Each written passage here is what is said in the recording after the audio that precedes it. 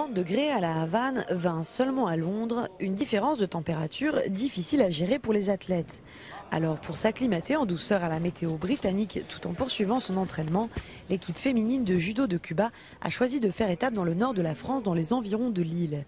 Dojo, logement, repas, tout est mis gratuitement à la disposition des championnes. Les conditions sont très bonnes, bien meilleures qu'à Cuba. Le dojo est très bien, il est grand, avec beaucoup de tatamis tout neufs. On a vraiment un très grand espace. Et l'hôtel, on ne peut pas être mieux qu'ici. Évidemment, l'argument financier a pesé dans la balance au moment de choisir le lieu d'entraînement pré-olympique. Cuba manque cruellement d'installations sportives et Ronaldo Vecchia est catégorique. Sans ces stages de préparation gratuits, ces filles seraient moins performantes au JO. Ici, grâce à l'amitié des organisateurs et de l'hôtel, nous séjournons gratuitement, ce qui nous permet d'économiser pour participer à d'autres tournois.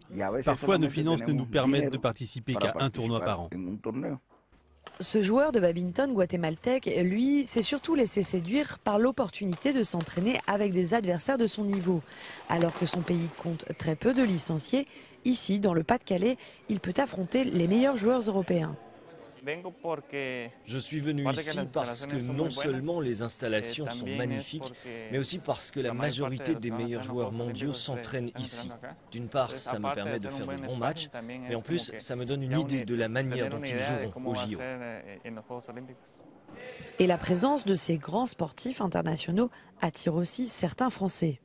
Avant les compétitions importantes, maintenant l'Europe essaye de faire jouer ses meilleurs joueurs l'un contre l'autre, même si on risque de les rencontrer au jeu, là par exemple, pour essayer d'être meilleur contre les Asiatiques après, pendant les compétitions, parce qu'ils dominent la discipline.